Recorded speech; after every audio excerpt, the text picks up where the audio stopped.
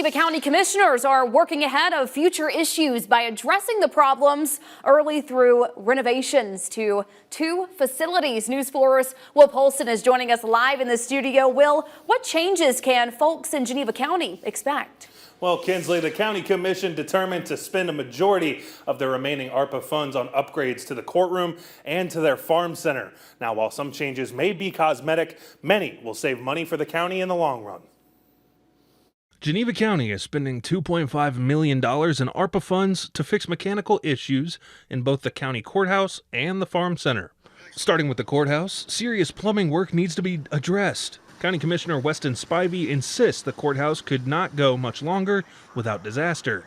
If something was not done with the plumbing at the courthouse stood a risk of flooding. The courthouse really needed the plumbing repairs that it's going to be receiving. For the farm center, it's much of the same. Changes are coming to prevent issues both in and outside of the building. From heating and air ventilation to some plumbing improvements, all the way to elastomeric coating on the roof, roofing improvements where the roof was leaking and having some problems. When the commission voted on the allocating of the funds, the vote landed 4-1, Spivey being the one opposed. He'd like to see the ARPA funds go towards some other departments. I was wishing we could do more, a lot more for our road and bridge system, a lot more for our first responders.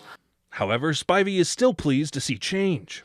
We always don't agree, and that's okay, but any improvement to Geneva County is an improvement.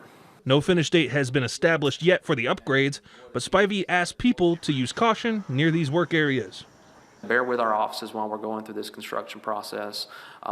Show grace to our employees, and as we have these work areas that are going to be happening.